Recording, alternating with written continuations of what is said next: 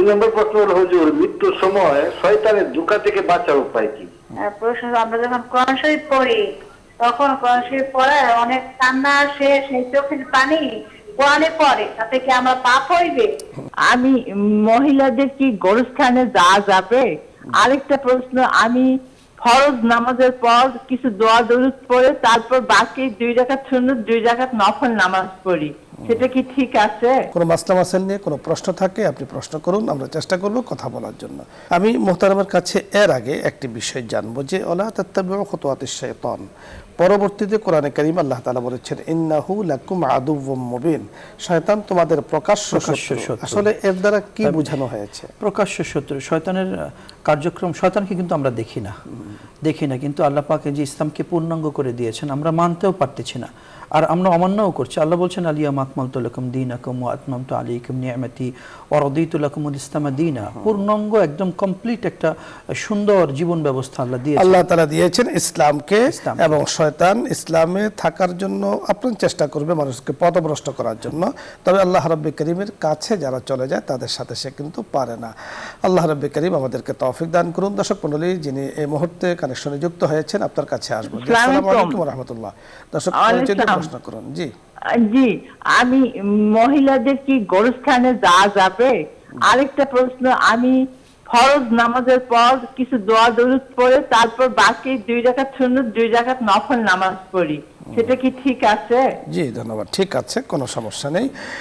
আপনি শেষ প্রশ্নের উত্তর আশা করছি পেয়ে গিয়েছেন খুব সংক্ষিপ্তভাবে।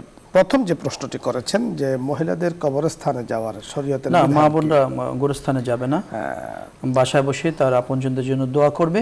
দ্বিতীয় হলো মা যে প্রশ্ন করেছেন ফরজ নামাজের পরে তাসবিহ তাহলিল আপনি পড়বেন, সুবহানাল্লাহ, আলহামদুলিল্লাহ, আল্লাহু আকবার, লা ইলাহা ইল্লাল্লাহু আল্লাহু আকবার, এগুলো অত্যন্ত বরকতপূর্ণ। নবীজি পড়েছেন আল্লাহু আকবার, আস্তাগফিরুল্লাহ 3 বার পড়েছেন হুজুর। বিভিন্ন দোয়া আছে আপনি পড়বেন, এরপরে আপনি নফল নামাজ পড়তে পারবেন। আল্লাহ তাআলার কাছে দোয়া করবেন। ধন্যবাদ। পরবর্তী দর্শক, আসসালামু আলাইকুম ওয়া রাহমাতুল্লাহ। ওয়ালাইকুম সালাম হুজুর। জি ওয়ালাইকুম সালাম হুজুর, আমার একটা প্রশ্ন। বলুন। প্রশ্ন হলো, আমরা যখন কোরআন শরীফ পড়ি তখন কোরআন শরীফ পড়ার অনেক কান্না আসে, সেই চোখের পানি কোরআনে পড়ে, তাতে কি আমরা পাপ হইবে? কোনো পাপ হইবে না। ধন্যবাদ আপনাকে।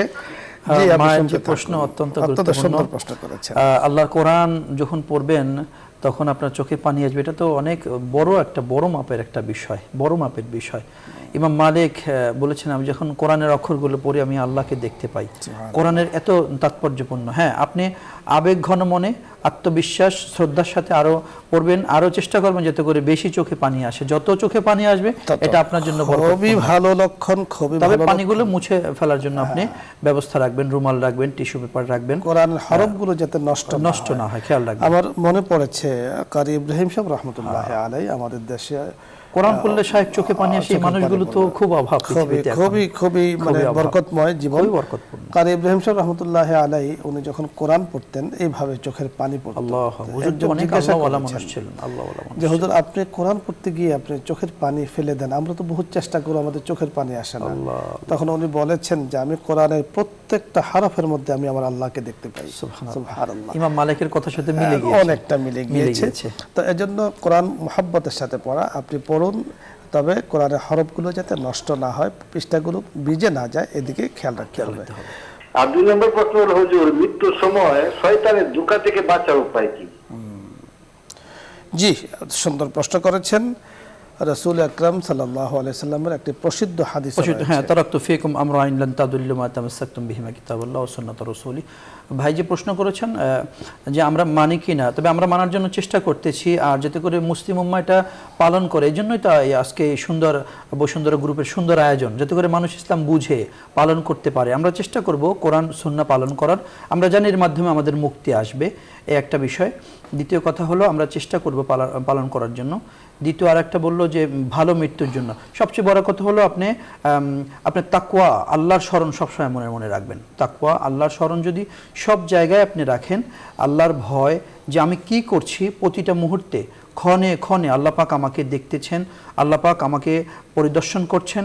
আমার জবান সম্পর্কে জিজ্ঞাসা করা হবে, আমার দৃষ্টি সম্পর্কে জিজ্ঞাসা করা হবে, কর্ম সম্পর্কে জিজ্ঞাসা করা হবে।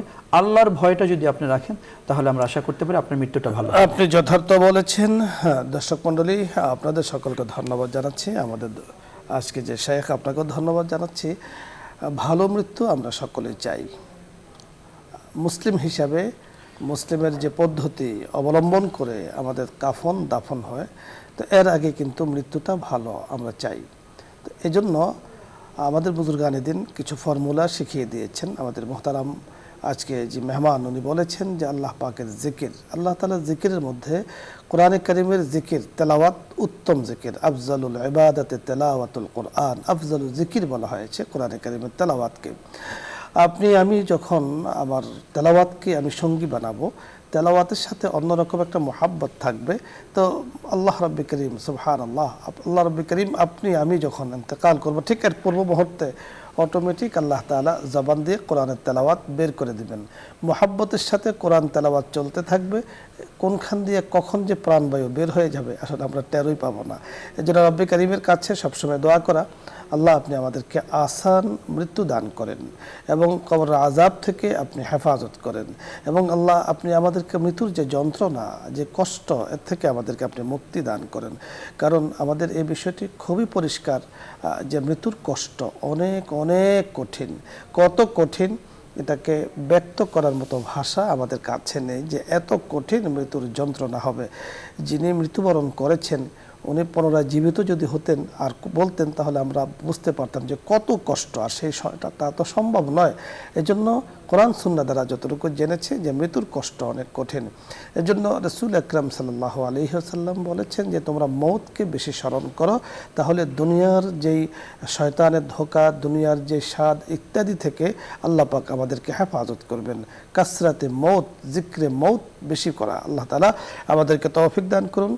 সকলে ভালো থাকুন, আগামী অনুষ্ঠানগুলোর সাথে থাকুন, এই আশাবাদ ব্যক্ত করে আজকের মতো বিদায় নিচ্ছি। আসসালামু আলাইকুম ওয়া রাহমাতুল্লাহি ওয়া বারাকাতুহু। দোয়া হবে, দুরূদ ইস্তিগফার পাঠ করি।